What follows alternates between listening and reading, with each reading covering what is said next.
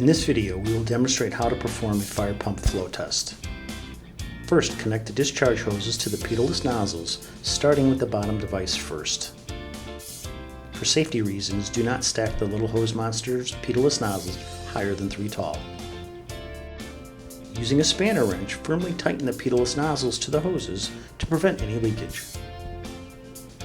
Now connect the hoses to the test header, remembering the sequence of connections to the Little Hose Monsters and Pitotless nozzles. The use of 30 or 45-degree elbows can help orient the hoses and minimize hose burn. Using a spanner wrench, firmly tighten the hoses to the elbows or test header to prevent any leakage. Now connect the multicolor tube set to the Pitotless nozzles, starting on the bottom and noting the color sequence used. Next, connect the multicolor tube set to the Monster Tester manifold using the same color sequence used with the Pitotless nozzles.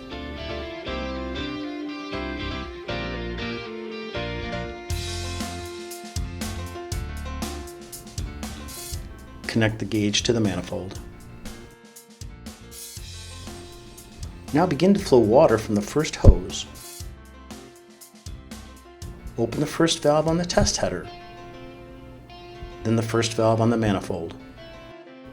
Using the last valve on the manifold to vent air from the tube set, open a valve until the air has been purged. Close the valve. Throttle the first test header valve to the desired flow rate.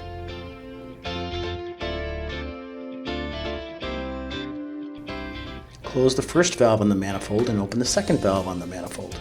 Again, use the last manifold valve as a vent, remembering to close it after purging the air. Throttle the second test header valve to the desired flow rate. Open the third manifold valve along with the last manifold valve to purge the air.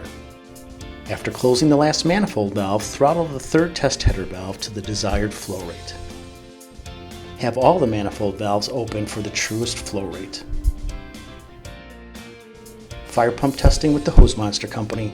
Safe, accurate, simple.